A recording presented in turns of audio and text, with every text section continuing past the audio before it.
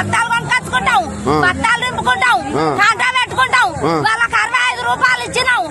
జొన్నలు మొత్తం నడిచినాయి. ఇప్పుడు ఎక్కడ పోవాలమే ఏడ పోవాలి. గత ప్రభుత్వం ఉన్నప్పుడు బత్తాలు కొనుక్కొచ్చుకుర్రా మీరు? ఎన్నడూ కొనుకొచ్చుకోలే. కొనుక్కొచ్చుకోలే. ఇంత ఇబ్బంది లేదు.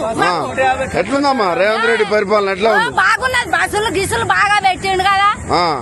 మళ్ళీ ఓటు వేయాలి, ఆయనే గెలిపియాలి. ఎందుకట్లా? మంచి పని చేస్తాడు. బత్తాలు కూడా మందు బత్తాలు గిట్లు ఇచ్చిండు కదా. లీడర్లకు అందరికో లోపల అక్కడ పంపిస్తాడు. ఈ సంకసాల పని నడిపిస్తాడు వాడు.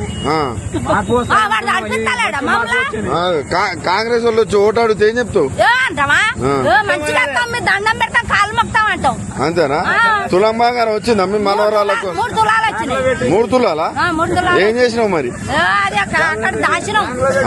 2500 వస్తానయా? 2500 అయింది. 3500 కూడా వస్తాను. 5,000 ఇస్తాడు.